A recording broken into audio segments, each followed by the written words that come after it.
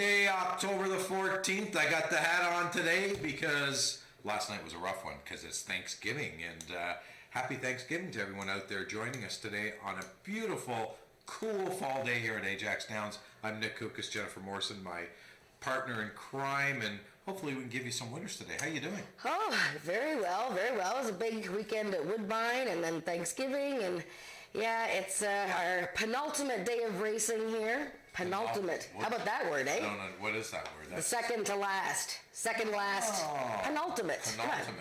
You don't hear that word too often. The kids have already started lining up. 1:30, the pumpkins are going to be given away for decorating. We have a funny race going on today, too, after the 5th. Is that a surprise, or should we tell everybody?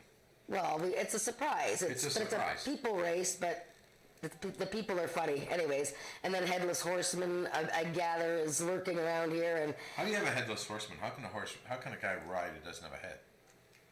Yeah, I've seen it. I don't know, but it can be done. No, I've ask Ichabod Crane. Don't have heads. Oh no! Not at Ajax. Yeah, no. please All don't. The jockeys here at Ajax. Yes. Great. Yes, they're wonderful. Except for that one guy. Yeah. There you see, there's the Headless Horseman right there. Horseman. Wow. And we got the showdown of the year, the last stakes event of 2019. The showdown, Had to Be Ivory, Country Boy. It's 2-0 this year for Had to Be Ivory. So we'll see what happens. It's only a 4-horse field now because one of the horses was scratched. Right. But really, it's essentially a 2-horse race, and it's very windy today. We're going to see how the wind is affecting the races once we get out there, and we'll see what's happening. But yeah, it's kind of sunny, but it's pretty cold. Yeah, it's kind of windy, and we know that fall is in the air. Let's talk about race number 1. Let's go. It's a maiden race. These are Ontario sires, 3-year-olds and up, 300 yards of distance. And I know we're on a different page in this race. I went with the 4-horse. She's flying high, and you went with the 2, Hanover Hill Sam. Yeah, I like Hanover Hill Sam.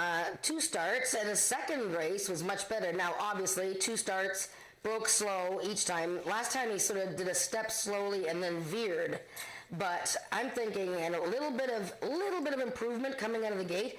I really like the way he closed ground. I'd love to see him at 350 yards, but yeah, that's. I'm just taking a bit of a shot there. She's flying high, dropping back into an Ontario sired race, so that's good. And I guess unceremoniously, the 4-year-old who hasn't run in a year is going to take some action. She showed some ability last season, so we'll see how. Hopefully, we'll take a look at them as they come onto the track. Race number 2 is another maiden event, but however, these are 2-year-olds going a distance of 300 yards. We do have a scratch in here. The 1-horse Caraway's Tilly Lane has been scratched. We're down to a field of 8, and I went with the 8. SW, I Am Snow Cool. Shane Lee Jackson coming in for the ride. This horse, in my opinion, was just outmatched last time in the stake. Comes back into a maiden event. Yeah, he had a little bit of trouble out of the gate in that event. That was a week ago, right? The Futurity. Yes. So just a week ago. Before that, he ran much better against Easy Street. Yeah, I'm leaning to a couple of horses that are coming out of a September 30th race. Let's quickly show that race, boys. September 30th, the second race. And we're going to look at Do You Good and Just Give Me a Minute. I think both of these horses have very bright futures. So Do You Good for Craig Spada is number 2, and Just Give Me a Minute is number 6. And Do You Good has a pretty clean trip. Just Give Me a Minute, actually. Neil Husband's, sorry Neil, but he dropped his whip early. Not that I'm saying that means anything, but both are young horses. Let's watch the 2 and 6. Well, the fact that he dropped his whip can keep him out of a lot of trouble these days. Yeah. So Do You Goods with the red blinkers on the inside, and that's his second start. And the horse on the outside, I love the way he finished. And, the horse in the middle was also experienced. The horse that was dead last, you love the way he finished. No. He got beat by a country mile, the 1 horse. Yes, he did. Oh, my God. But you know what? I like these 2 horses, and, maybe if you like SW's I Am Snow Cool, but I think these 2 have to be included in your exotics, no question. One's on the outside, one's on the inside. The horse that won the race was very logical, Hot Like Fire from the Chantal Bourgeois, and I'm quite interested in both of these horses. So, I'm sorry, I'm just fascinated with the one horse in that race. I think he needs a new career. oh, leave the poor horse alone. Well, no, there's nothing wrong with that. He just needs a new career. He could be doing something else. I need a new career. Okay. Race number 3 is an Ontario-bred race. These are 3-year-olds and up, which have never won 2 races. We do have a scratch in here as well. The one horse, Barb's winner, has been scratched. We're down to a field of 6, and we are on the same page in here. We're looking for Mom's Extravagant Heart to come back and repeat today.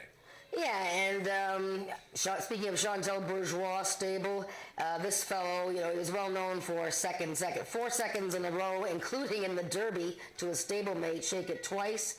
Then he had a poopy start in a trial race, got back to maidens last time, still didn't break any good, but blew away that field. I mean, he just dominated, going into a 26-mile-an-hour headwind, so very, very strong effort.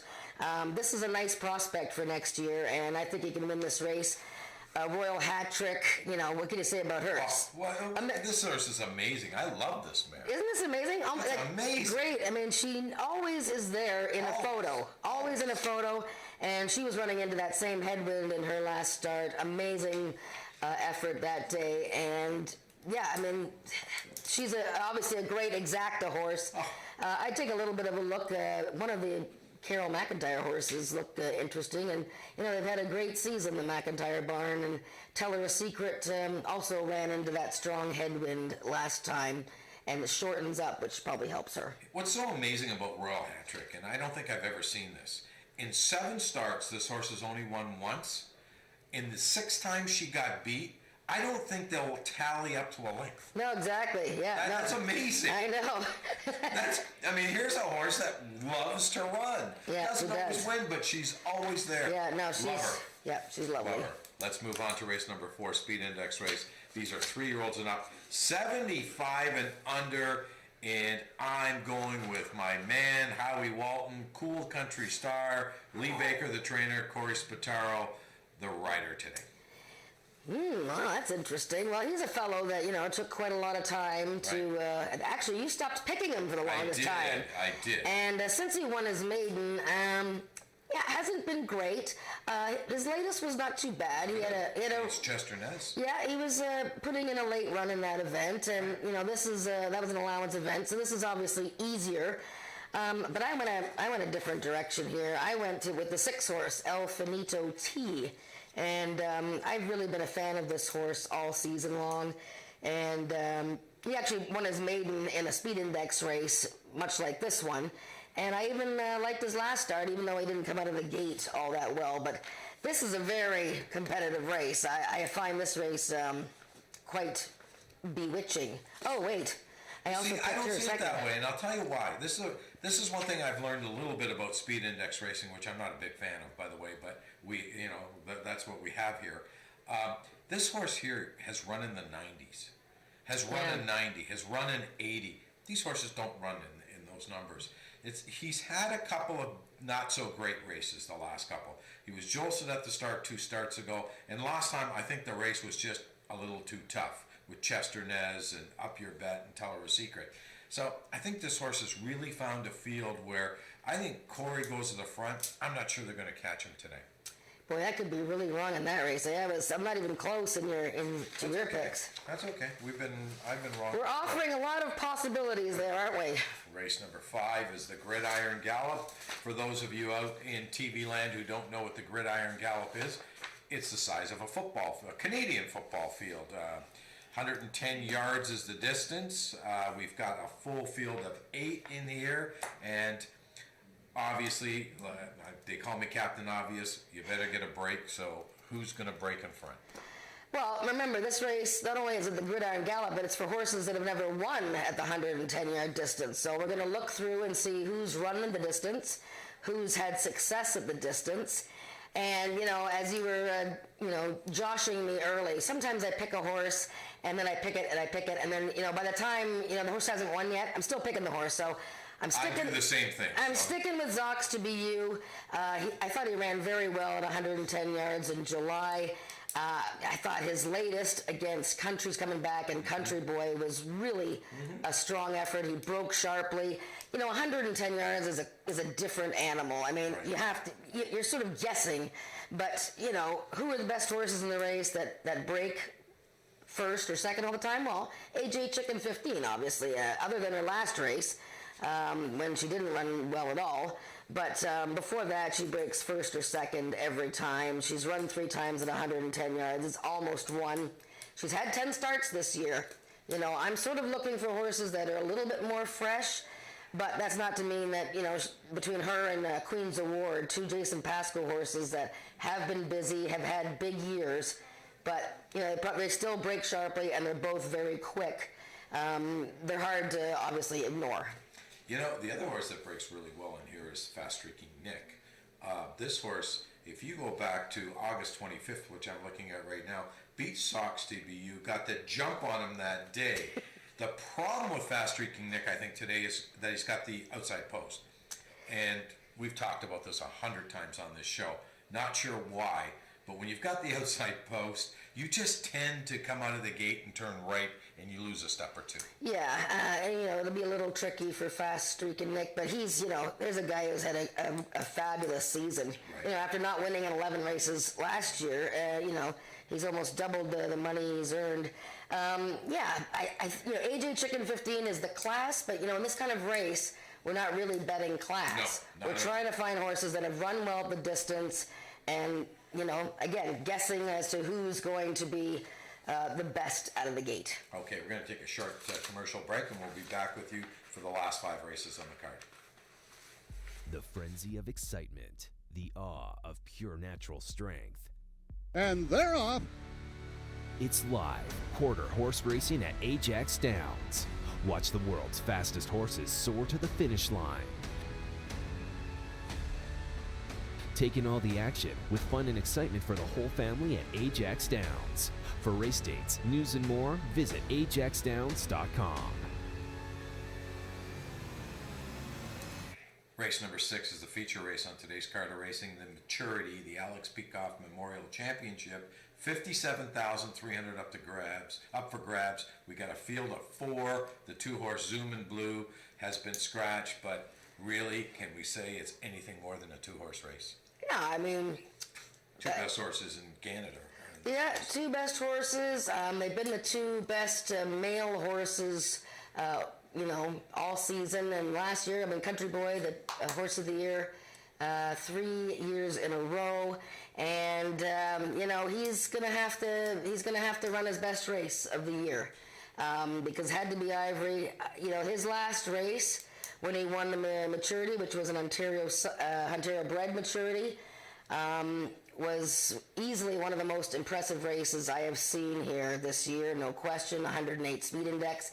He won in a gallop track record, and he's lost once, and that's when he had trouble at the start. He's beaten Country Boy twice this year. Now, is Country Boy a little bit sharper and a little bit more ready to go this time of year? Yes. 440 yards. He loves it quite a bit.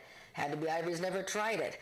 But Had to Be Ivory has got that quickness, and I don't know if Country Boy is going to be able to outmatch him. I picked Country Boy because I pretty much always pick him, but yeah, it's a great showdown. I mean, the other 2 horses, Maryland Magic's won 2 in a row. He just won last week.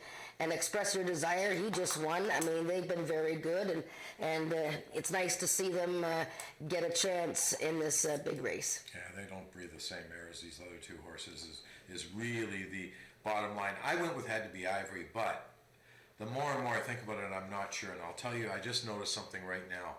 Had to Be Ivory's never gone 440, number 1. Does that bother me? Not really. What bothers me is he hooked up against Country Boy 123 going 400, and that was back on August in 2018. And Country Boy beat him that day going 400 yards. Had to Be Ivory has never beaten Country Boy at 400 or plus. Now they're going 440. This is all about the distance, because these 2 horses are just, And, and I say they don't breathe the same air, the one of the four. That's no slight on them. It's just that you're running against the best two horses in Canada. And not are they best two horses now in Canada. There could be a legacy here. These horses are going to go down in the history books as being just fantastic racehorses. I mean, it's people are here to watch these horses because they're freaks. They're freaks in the most positive way I can say that. If we're betting a pick four that started in the fifth, what do we do? You got to take both of them. You got to take both? Yeah, I think you do. You can't take a stand. I mean, like I said, I picked Had to Be Ivory, but he still hasn't beaten Country Boy 1, 2, 3 going 400 or more. Country Boy has beaten him. So, and plus, Country Boy likes going 440. He's run it three times with 2 wins in a second. So, and against, some really nice horses. So, anyways, it's a great race. And be lots of fun to watch, that's really for sure. Will be. Race number 7 is a speed index race. These are 3-year-olds and up with an average of 85 and under. And you want to talk about a tough race. To me, this was a tough race. I just went with the name, and here I went with Stripper Dust. She hasn't run in a speed index race. In fact, I don't think she's ever run in a speed index race. She just qualified, just recently. Well, because, running in the Derby last time and just too much for her. She won at Canterbury in a trial earlier this year. She's kind of struggled in her last few starts. And from the inside, I took Albert. It's interesting. Albert was in the championship race the last 2 years in a row and was second both times to Country Boy. Wow. Can you believe that? And here he is in this little race here. And I thought he had a super effort last time in an 85, same class. I'm going with Albert. Why not? I like Albert as well. He's my second pick in here. There you go. Okay. By the way, I do want to mention the 8-horse. Neither one of us picked him, but Peeves Braveheart. I just want to shout out to Max Bedell and Paul Garrison for getting their first win this year. These two guys, they work really, really hard, and it's just nice to see them with a victory. Yep. Race number 8 is a Ontario Sire 3-year-olds and up open race, so it's our second feature on today's card. And again, on paper, this could be a 2-horse race between Feisty Icon and Ghost Pines, and they've been battling all year. Yeah, there's 4 horses coming out of the same race. Sugarman's Delight, who is is having an incredible year. 2 wins in a row, 3 wins this year. Let's show, though, Feisty Icon and Ghost Pines. They've been slugging it out all year. I don't even actually know what the score is, but they take turns. Feisty Icon, a horse of the year a few years ago. So he had the 3-post in this race that we're going to show. By the way, the winner of that race, no, not the winner of that race, sorry, go ahead. Ghost Pines is in the 2-post in this race I'm going to show. She's the gray horse. The distance is going to be the tricky thing for Ghost Pines. As we know, 300 is sort of her max. But boy, oh boy, is she game. So let's watch Ghost Pines in the 2-post and Feisty Icon in the 3-post. They're probably talking to each other. Oh, not you again. Oh, my gosh. Not you again. The big, lanky gelding and the tough gray mare. And boy, oh, boy. She is fun to watch. She just digs in. And they both got beat. They both got beat. The horse on the inside. Express Your Desire, who is in the championship today. You know why they got beat? Because they were worried about each other. They didn't bother. Well, yeah, I'm not, that was kind of a surprise that day. There's no question. Brian Bell's worried about the 3-horse, and Eddie Walton's worried about Brian Bell. And Express Your Desire got both of them. So. Well, Feisty Icon closed well. He loves the fall weather, too. Feisty Icon is at his best when it gets cold, so I'm leaning towards Feisty Icon over Ghost Pines. Don't ignore Sugarman's Delight, though. He is on a serious roll. Another champion that was bred by the Peacock Cattle Company, Feisty Icon, looking to make the $300,000 mark. Yeah. Wow, is that sweet? And all at Ajax Down, so that's just a lot of money. Race number 9 is an optional claiming event, $10,000 the claiming price. We do have 3 horses in for the tag, the 1, 2, and 5. I ended up going with the 2, SW, Hail to the King. Well, I picked him third, so 250 yards. So the distance of this race is something that you're going to want to pay attention to, as well as the conditions. Right. But the distance, 250 yards. SW Hill to the King. Rode the outside bias to his second victory of the season last year. Shanley Jackson's been riding him, and for whatever reason is not riding him. Anyways, but you know what? I'm looking for a horse more on the outside that is a specialist at short distance. Arctic Fame, number 5. I mean, come on, this guy is so much fun. Right. You know, he hasn't had his best season, but he's 8 years old now, but he was super last time at 250. He's got 5 wins at the distance. And ice fishing, I mean, sure. Cinderella, or Cinder as they call her, I mean, she was 4th in that race, but she was bogged down on the bad rail last time. Remember, September 16th and September 23rd are the 2 days that you should remember that the outside was a little bit better than the inside, and ice fishing was totally bogged down that day. I think it's an ice fishing Arctic Fame exactor. That's just me. Well, you know what? I picked 285, and you've gone with 58, which makes a lot of sense. Race number 10, the final race on today's card, 3-year-olds and up, average 85 and under. And I picked the horse that you're always on the bandwagon on. Chicks Dig My Money Bags, Ruth Barber, Reagan Knowles. Didn't race all that great last time, but the horse was in a derby. This horse is going from a $60,000 race to a 85 and under speed index race. Class-wise, I think does okay, and also Jennifer just pointed out to me, first time Lasix.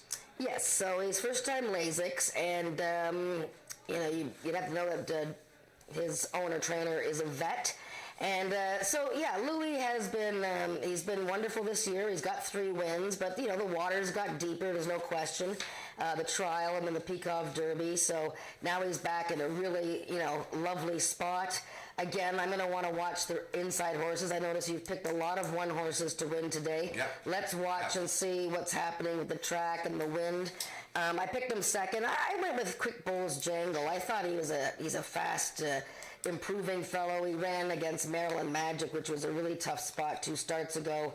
And then won pretty darn easy last time, even though he had a jostling beginning.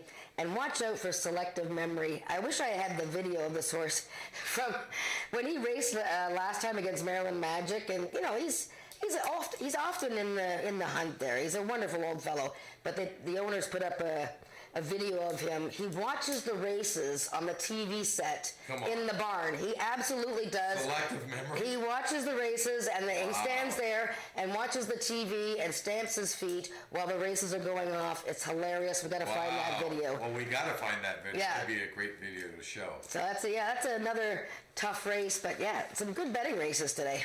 Once again, happy Thanksgiving for everyone out in Canada. If you're watching us from the U.S., happy Columbus Day today. Good card of racing down south of the border as well. And that's our show, Talking Quarters today, but we're going to be with you all day today. Thanks for joining us. Horse racing makes me feel alive. Horse racing, very thrilling. Horse racing, the speed, be as one with the animal, nothing on earth, on the planet like it. Back in the summer of '69, Ajax Downs opened its doors.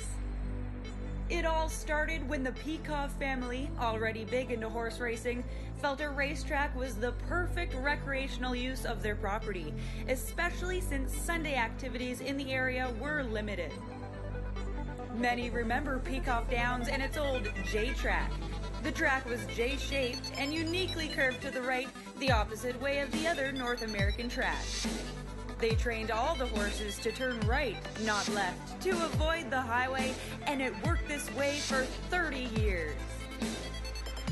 In 2009, Peacock Downs became Ajax Downs, and a state-of-the-art 6-furlong oval racetrack was constructed. With about half a century of established horse racing history, Ajax Downs offers world-class racing with horse speeds of 45 miles an hour. It offers slots, dining, and live entertainment, and is still the best activity to take part in on a Sunday afternoon.